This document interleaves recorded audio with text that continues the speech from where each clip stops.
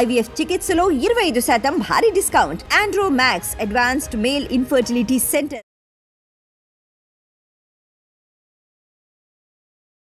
నమస్తే, welcome to Suman TV. గురక నిద్రలో వచ్చేటువంటి ఈ సమస్య అనుభవిస్తున్న వారికే కాదు, చుట్టుపక్కల ఉన్న వారికి కూడా చాలా ఇబ్బందిని కలుగజేస్తుంది. అది ఈ గురక అనేది ఎందుకు వస్తుంది, దీనికి అసలు ట్రీట్మెంట్ అనేది ఉందా, దీని నుంచి బయటపడే అవకాశం ఉందా, ఈ విషయాన్ని తెలియజేసేందుకు మనతో పాటు ఉన్నారు డాక్టర్ ఆంజనేయులు గారు, ENT surgeon from Asian ENT hospital, Somajiguda. Hello sir. Sir, గురక చాలా జనరల్గా తీసుకుంటూ ఉంటారు. ఇంతకుముందు ఓన్లీ మగవారిలోనే వచ్చేదేమో అని అనుకుంటూ ఉండేవారు. బట్ ఇప్పుడు పిల్లల దగ్గర నుంచి కూడా ఈ గురక సమస్య అనేది చూస్తూ వస్తున్నాం. ఎందుకని ఈ గురక అనేది ఇటీవల కాలంలో ఎక్కువగా పెరిగిపోతుంది? అంటే దీన్ని అంత సీరియస్గా తీసుకోవాల్సిన అవసరం ఉందా లేదా? డెఫినెట్గా అండి, దీన్ని సీరియస్గానే తీసుకోవాలి. ఓల్డెన్ డేస్లో ఏంటంటే మీరు అన్నట్టు మగవారిలో ఎల్డర్ పీపుల్లో వచ్చేది, ఈవెన్ లేడీస్లో కూడా చాలా తక్కువ వచ్చేది, మగవాళ్ళలో ఎల్డర్ పీపుల్లో వచ్చేది. దాన్ని యూజువల్గా ఫిజియలాజికల్ స్నోరింగ్ అనేవాళ్ళం. కానీ ఇవాళ ఏంటంటే పెథలాజికల్ స్నోరింగ్ అనేది ఎక్కువైపోయింది. ఎస్పెషల్లీ పిల్లల్లో, మిడిల్ ఏజ్లో చాలా ఎక్కువైంది అనమాట స్నోరింగ్ ప్రాబ్లం. పిల్లల్లో చూసినట్లయితే సాధారణంగా ఈ స్నోరింగ్ ప్రాబ్లం అనేది ఎడినాయిడ్, టాన్సిల్ ప్రాబ్లమ్స్ నుంచి వస్తుందన్నమాట. ఇప్పుడు మనకు వైరల్ ఇన్ఫెక్షన్ రేట్ ఎక్కువ ఉంది, అలానే పొల్యూషన్ ఎక్కువ ఉంది. ఈ రెండింటి వల్ల ఏమవుతుందంటే ఎడినాయిడ్ అనేది కంటిన్యూస్గా ఇన్ఫ్లేమ్ అయ్యి ఉండే హైపర్ట్రోఫీ స్టేజ్లో ఉంటుంది. ఈ ఎడినాయిడ్ హైపర్ట్రోఫీ నుంచి మన పిల్లలకి రికరెంట్ కోల్డ్ రావటం, మౌత్ బ్రీతింగ్, స్నోరింగ్ అనేది రావటం జరుగుతుంది అన్నమాట. మనం దీన్ని ఎట్టి పరిస్థితుల్లో నెగ్లెక్ట్ చేయటం మంచిది కాదు. అది ఎందుకంటే ఈ పిల్లల్లో స్నోరింగ్ వచ్చి అది లాంగ్ టర్మ్ ఉన్నట్లయితే over a period of time ఎవరికైతే సీరియస్గా ఉంటుందో, ఎవరికైతే స్లీప్ డిస్టర్బెన్స్ ఉంటుందో వాళ్ళకి long term cardiac hypertrophy problems కానీ, డయాబెటీస్ ప్రాబ్లమ్స్ కానీ, బికాస్ ఆఫ్ డయూర్నల్ వేరియేషన్. వీళ్ళకి ఏంటంటే నిద్ర లేకపోవడం వలన ఆ ఇన్సులిన్ లెవెల్స్ కూడా బాడీలో మారుతూ ఉంటాయి. డయూర్నల్ వేరియేషను బాగా ఫ్లక్టువేట్ అయిపోయి వాళ్ళకి డయాబెటీస్ వచ్చే అవకాశం ఉంటుంది.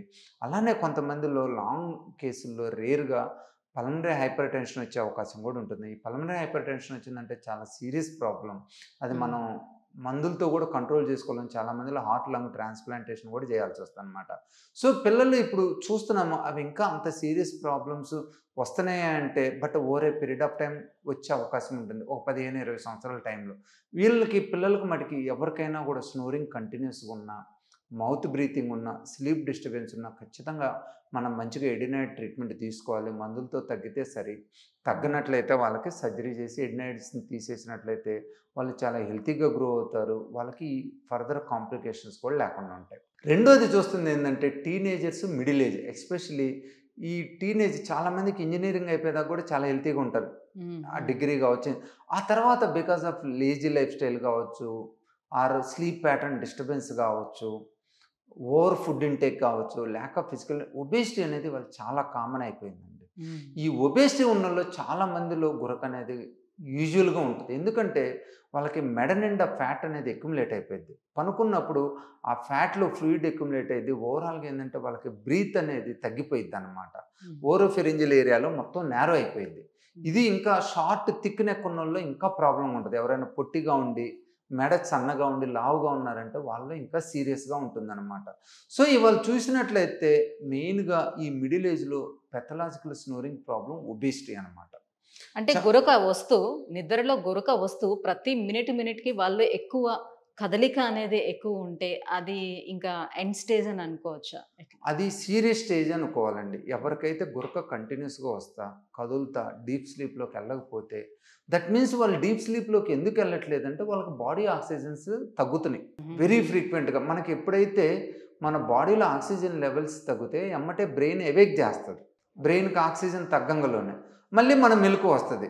సో ఎవరికైతే గురక వస్తా, స్లీప్ డిస్టర్బెన్స్ అవుతా, ఫ్రీక్వెంట్గా కదులుతా, నిద్ర సరిగిపోరో వాళ్ళని మనం సీరియస్గా తీసుకోవాలి. వాళ్ళకి అవసరమైన ట్రీట్మెంట్ ఎయిదర్ మెడికల్ మేనేజ్మెంట్ కానీ, సర్జరీ కానీ, సిప్యాప్ మిషన్ కానీ, డిపెండింగ్ ఆన్ ద నీడ్.